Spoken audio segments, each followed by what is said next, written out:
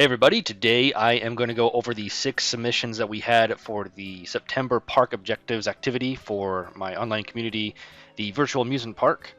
Now, we only had 6 this month, we had 8 last month, so a little bit less than last month. However, I think it was pretty busy for most people. Now, if you haven't already joined our community, please do so. I'll leave the link in the description below. October Park Objectives just started, and it's completely themed around Halloween, so if you're into that, please come join us and come join the activity. So we're going to start with the one who received the Spotlight Award first. It is Ricardo Werdo. Now, a lot of this is going to be themed around steampunk, because that's more or less what the actual park objectives was for this month. Now, I'm not going to go through each individual objective like I did last time of what is required. However, I will list more or less the amount of points that they received and also kind of just review everything. So the first thing you notice going straight into this is he followed the theming pretty extensively here, which is more than likely why he received the Spotlight Award. So great job on this one, Ricardo Wardo. Now, all we required for the steampunk was actually the inverted hairpin coaster here. However, he expanded it even onto the extra coaster that was part of the objectives as well, of a coaster with a 10 excitement rating or higher. So I think that it's pretty flawlessly integrated, and the surrounding buildings and more or less the atmosphere are just perfect for the actual entry itself as well. Now, it looks like, if I'm correct on this, it's all built with NCSO, which fantastic job, because I can't build with NCSO to save my life.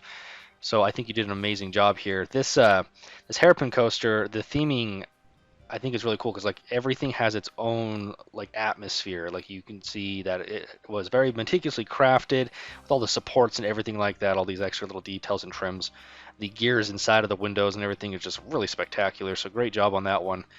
This, however, I got to say that my most favorite part of the entire park is this coaster here, which is named the Emperor, which I know you were posting a lot of updates throughout the entire process here, and I was really enjoying them. Of course, you were teasing us and not really giving us much, so I was really excited when you released this one, because it was just, I think it's just awesome. I mean, you did a great job here. Now, I'm going to double check his points here. Now, I'm pretty positive that you did every single one required here, so great job on that one here.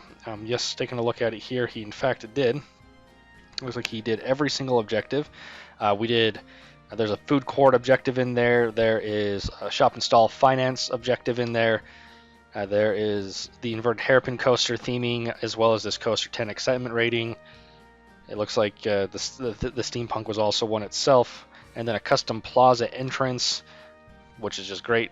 I mean, it's the right size and everything like that, and it, like I said, it flawlessly fits into the whole park. Now we also had a dark ride, which I haven't even addressed yet here, with 3 interior themed rooms and 1 exterior, as well as a backstory. Now, if you want to read that backstory, you will have to come and join our communities. I'm not going to go through all that. Looking at it here, he did build this dark ride here, and it looks like he left some of it open instead of using the cutaway view, which is completely fine as well. That way you could actually see what's going on instead of a big building. Looks like he named this one Waterway Tours, and once again themed it into the steampunk vibe, which fits great. I gotta say, my number one favorite thing about this, though, is something I've been into big time, and I want to point out, is the back-end infrastructure that he built that is hidden from the park itself, so the guests can't see it. All these back-end entrances, these boat docks, the storage sheds, the street, and all the supports, I think just fit the theme really well. Overall, Ricardo Werdo, amazing job, and congratulations on the Spotlight Award. Definitely a solid win and much deserved. So with this one here, if I remember correctly, you received, I believe, 17 points. Yep, so you received every objective point plus the bonus points, which was to actually create a custom park brochure and submit it. Now, that was a point total of up to 10 points possible. Now, that was all debated on by the park managers and myself, and in this scenario, you only did receive 4 out of the 10 points, which is unfortunate because it's such a great park, and the brochure itself is as great as you can see here, obviously, but unfortunately it's not really a park brochure. It's more or less just a ride brochure. But regardless, you did a fantastic job, so congratulations. The second submission here was by a player named Meme Nicer. This one was actually in the runner-up for the Spotlight Award, actually, because it was so well done. Now, if I remember right, you actually got this submitted pretty early in the month, which is fine. Um, looking at this here, it looks like you actually received 18 points, 1 point more than the actual Spotlight Award, but that's because your custom park brochure, which I'll be showing here in a second, was pretty phenomenal. You got 8 out of the 10 points here, so good job on that one here. Now, the only thing that you didn't do here is you didn't build the second coaster for the 10 or more exciting rating, but you did complete every other objective, so fantastic job. Looks like we went after more or less an oriental theme on this one. You have all sorts of really fun stuff, and I know there's a really cool story regarding this, as well as the dark ride that you built here. It's got a pretty fun story, so make sure you guys come and join that and check that out. You guys would probably really enjoy that here. Now, there's a lot of expansion objects used here, which I'm usually not a fan of. However, I feel like you executed it actually pretty well, so good job on that one here. You have everything is required, the plaza, everything. Now, one really cool addition here is actually what you did with the hairpin coaster, actually. Incorporating it into a steampunk vibe, into an oriental theme is definitely not something easy to do. In this scenario, I believe, if I'm correct here, you actually chose to make it more or less like an industrial thing, themed after how industrial works in the west side of the world, hence why it's called the Way of the West. With this really cool ship over here, which I'm assuming is like a cargo ship, using all the Oriental stuff as well as the steampunk stuff as well. So I think it's a really, really cool concept, and I'm really excited to see what else you're going to be making going forward. But however, good job on the entry, and congrats on the 18 points. And here is the park brochure, which you can see there's a lot of details on this one, and this is definitely my favorite park brochure of all of them because it literally includes everything you'd want on a park brochure. The map is actually probably one of my favorites because of how it's highlighted everywhere. So you can see exactly where everything's listed. You've got the park description as well in it. If you were to fold this up, it would actually be an actual park brochure, which is actually really nice.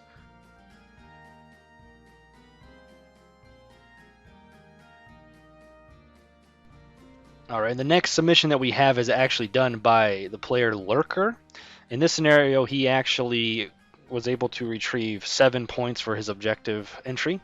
There was no brochure created on this one, which is fine, as that's the idea of park objectives, is to do whatever objectives you prefer, so they fit your type of gameplay. So I'm looking at it here. Looks like we got the food court done, we got the income objective done, the hairpin coaster, and the theming of the hairpin coaster, as well as the plaza. So the theming, more or less, for the entire park, it looks like it's more or less like a peninsula with a lighthouse.